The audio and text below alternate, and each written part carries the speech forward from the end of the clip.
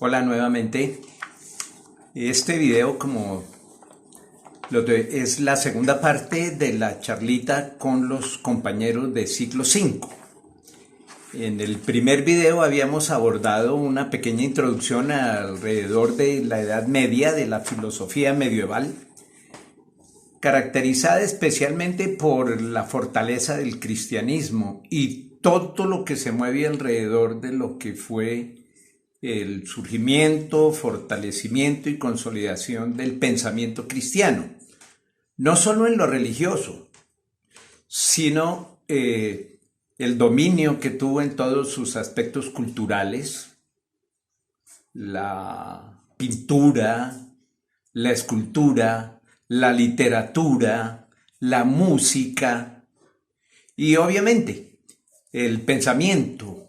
Cuando hablamos de cultura, incluimos allí pues las manifestaciones populares y las manifestaciones artísticas de las élites. Y hablamos también de qué tipo de educación se recibía en esa época y quiénes la impartían. Eso es muy importante tenerlo en cuenta porque eso explica muchas cosas. Alrededor de la filosofía medieval tenemos nosotros que las Sagradas Escrituras se convirtieron en la punta de lanza para explicar el mensaje de Jesús. Las Sagradas Escrituras se convirtieron en el elemento fundamental para explicar el mensaje de Jesús. Sin embargo, alrededor de esa lectura de las Sagradas Escrituras empezaron a surgir diversas interpretaciones, no solo sobre Jesús, sino también sobre la función y el orden clerical, el orden de la iglesia. Y otro elemento que empezó a tener también disonancia fue la interpretación del orden del mundo. ¿A qué obedece ese orden del mundo, ese orden del universo, el orden de las cosas, de las relaciones, la concepción de universo desde el punto de vista cristiano? Y más allá, en algunas ocasiones, en la mayoría de las ocasiones, la literalidad, es decir, la interpretación literal de los textos sagrados.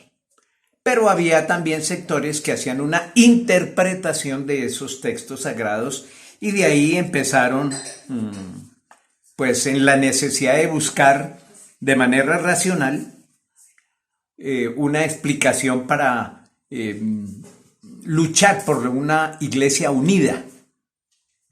La unidad de la iglesia, fundamental. Entonces vemos aquí el resumen de lo que acabo de decir en estos 2 minutos.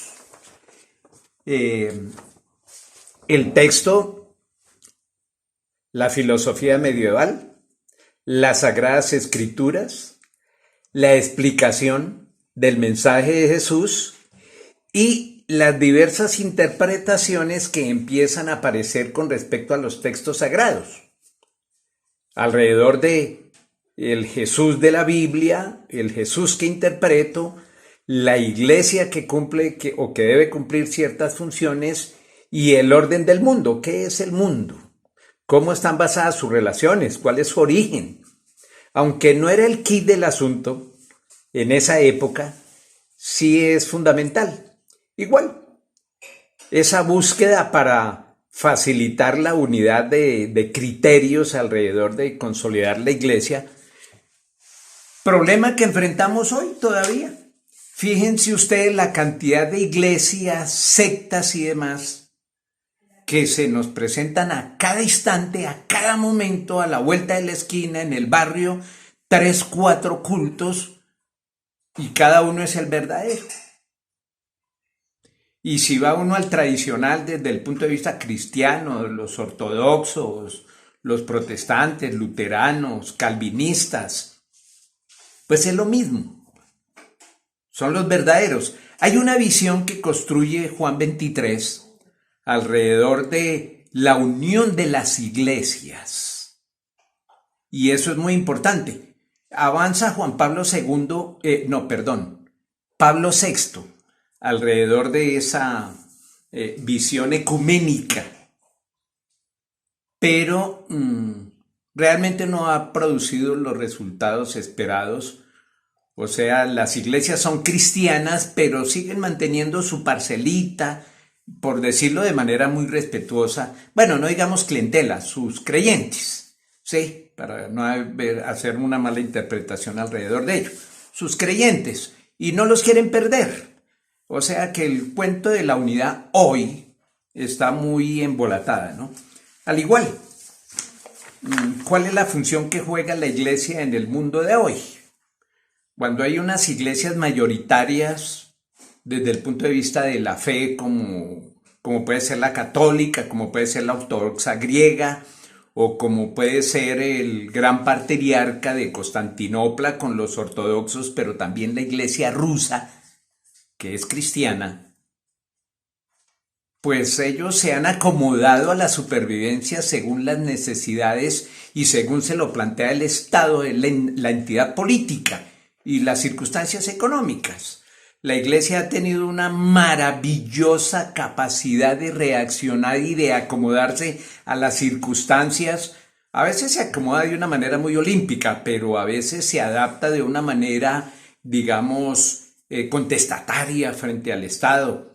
La iglesia ha sido históricamente muy crítica con el comunismo y los estados totalitarios, aunque no con todos, aclaro, pero esa ha sido su tendencia. Ahora, a partir de allí nos surgen entonces una serie de preguntas que surgieron en esa época y que aún hoy, pues difícilmente le hemos dado respuesta, ¿cierto? Porque lo que se trata es de eso. ¿Qué se respondió y qué nos dejaron? O si esas preguntas todavía están vigentes, como por ejemplo, ¿cómo nos relacionamos los humanos con Dios? ¿A través de un credo, de una fe? ¿A través de una serie de creencias, de postulados, de dogmas? ¿De formas de orar, de formas de manifestar la fe? ¿O de otra manera, de una manera de pronto espiritual, de pronto más espiritual, digámoslo? ¿Cómo nos relacionamos con Dios? Ese fue un cuestionamiento de la Edad Media, repito, que sigue vigente. Ahora, otra pregunta que surge en la Edad Media es, ¿cómo se debe organizar la vida en la tierra para estar en armonía con la voluntad de Dios? Yo no sé si esa pregunta se respondió adecuadamente, pero hoy todavía seguimos en ese dilema, en esa dicotomía. Nuestra vida debe responder a la voluntad de Dios o debe responder a los postulados de una religión, a los principios de una religión.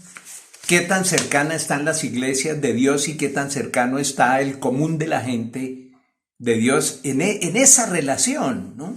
¿Cuál es mi función, mi papel con el mundo, con el planeta?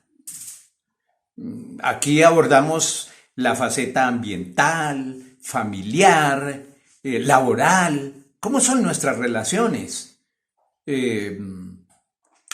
Nuestras relaciones políticas, por ejemplo.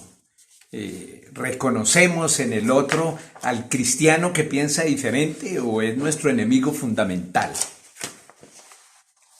Igualmente, ¿cómo debe ser el orden político y económico de las naciones para construir una sociedad realmente que dé respuesta a los planteamientos de Jesús? El amor, la fraternidad, el perdón, porque el cristianismo es la religión del perdón. ¿Cómo vemos hoy nosotros al Estado? Un Estado que perdona, que acoge, humilde, es un Estado que cultural y económicamente les concede a la gente las oportunidades para participar en el Estado político. ¿Cómo nos vemos hoy? ¿Cómo se sienten ustedes hoy frente a eso? Esas son las preguntas que los oyentes tienen que responder. Entonces, ya las planteo en el cuadrito para que ustedes tomen nota al respecto y le den respuesta a la vida de hoy, al mundo de hoy, a su vida. ¿Cómo se sienten ustedes en esa relación? ¿Quién debe regular las relaciones entre la divinidad y los humanos? Nosotros, Pobres mortales. Mire, ahorita estamos asustados. Decía, o como decían los antiguos, atortolados por el virus, por un virus de los miles que existen y de los que vendrán después, obviamente. ¿Cómo debe regularse esas relaciones entre nosotros los humanos y la divinidad y Dios? ¿Qué pensamos ahí? Ahí sí nos acordamos de Él, lo invocamos. Pues lo siento, hermanos, las iglesias están cerradas. Toca buscar otro elemento, otra forma, otro mecanismo de comunicarse y decir, bueno, ¿qué pasa? ¿Cómo voy yo ahí? ¿Cuáles son esas expectativas? Esas son preguntas interesantes, como por ejemplo, ¿por qué hay seres humanos malos? El concepto del mal se ha planteado a través de toda la historia, en todas las religiones, en todas, absolutamente todas. Y en el cristianismo, pues no ha sido la excepción. En la Edad Media esa fue una de las preguntas. ¿Por qué existe el mal? Si Dios es el creador de todos, ¿Dios creó también el mal? O en ese libre albedrío que desarrolla el hombre, en esa libertad que se concede el hombre es el constructor del mal. O sea, el hombre también es un creador, es un constructor. ¿Cómo se establece esa relación? ¿Por qué hay seres humanos? ¿Por qué hay hambre? ¿Por qué hay miseria? ¿Por qué hay violencia? Esos son interrogantes que nos corresponden hoy. Mire, llevamos 15, 20 siglos y esto no ha cambiado.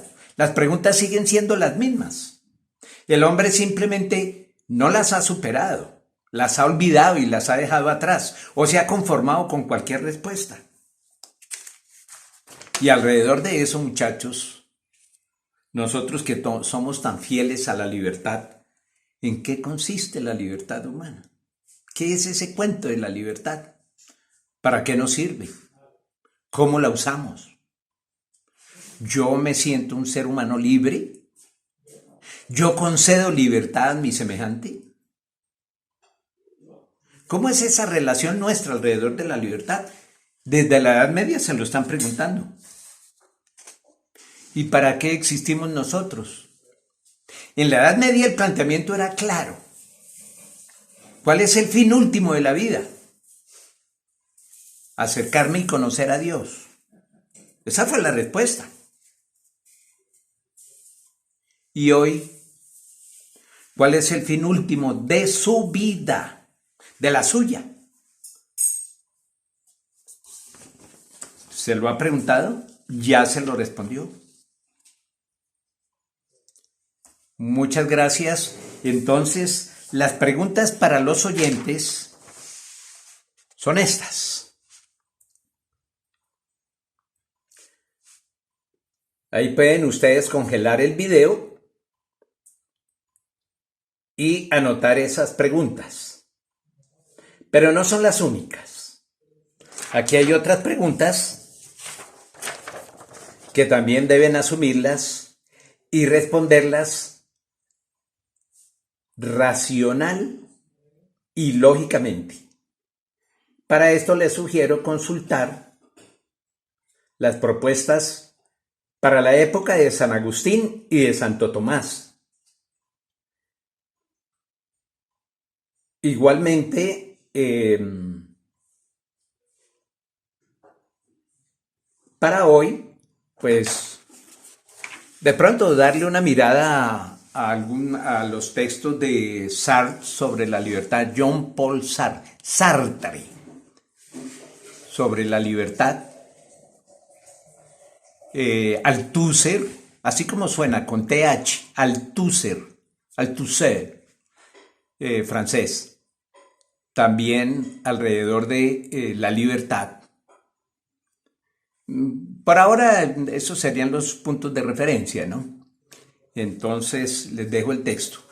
Ya en otro videíto anexo envío ya mismo el vocabulario para los compañeros sordos. Ellos ya saben, tienen que dibujar, representar la seña de la palabra y en lengua de señas representar también el significado de ese término. Y sobre eso trabajamos cuando nos veamos personalmente. Entonces, No, de una vez, aquí están las palabras. Pueden congelar el video para los 5 primeros términos, los anotan y pasan a los 5 siguientes, 6 siguientes, 7 siguientes. Pueden congelar en este momento el video y posteriormente los últimos términos. Listo, muchas gracias.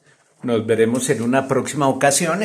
Creo que el lunes subiré otro video, ese sí mucho más breve, pero con una asignación de trabajo en casa un poquito más formal, digamos, más intensa, especialmente para los oyentes. Esto en primer lugar debe ser desarrollado en el cuaderno, no lo olviden, bien ordenadito. Les agradezco y que sigan teniendo un muy relajado y también muy responsable eh, cuarentena en casa. Felicidades y buena noche.